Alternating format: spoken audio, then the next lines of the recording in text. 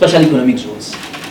When we conversed in Gaborone 2 weeks back, it was really about how do we treat goods emanating from special economic zones, because they are taken from the onset to have an unfair advantage over others which are produced outside the zones.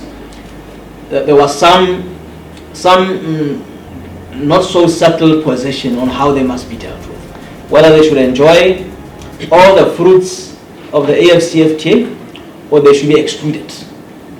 The overwhelming sentiment of Africans was that, notwithstanding that they would have come out of special economic zones, they must be on a similar footing, same footing as goods which don't come from the special economic zones, despite the advantage to which they have been put ahead others.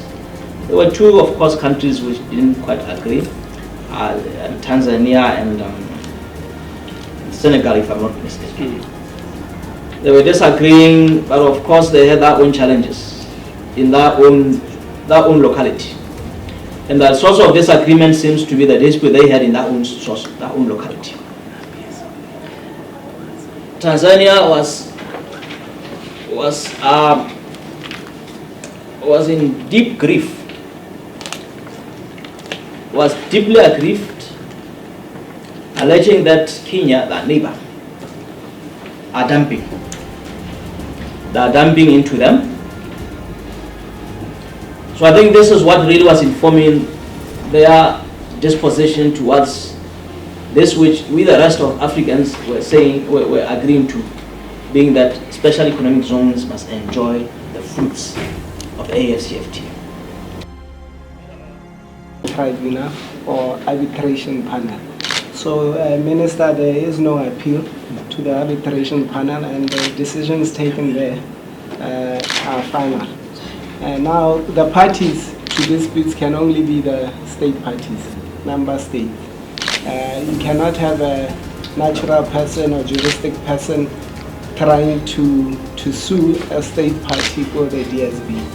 And if I may, Minister, that's well, like Jenny's question, more than oxymoron, maybe it's a contradiction in terms. On the face of it, yeah, the agreement is a liberalization, but obviously sovereign states have the right to regulate domestically. Now, from the beginning, the agreement is between 55 member states, obviously of differing levels of development. And upon realization of that, we agreed to principles for negotiation. Amongst the principles, it must be developmental and there must be variable geometry. Variable geometry, because of the different levels of development, we cannot all run at the same time. And within the agreement, there are inbuilt exceptions to unfettered liberalization. Example, special and differential treatment, which is available to small and vulnerable economies like Botswana and least developed countries like Lesotho. Then there is provisions for infant industry protection.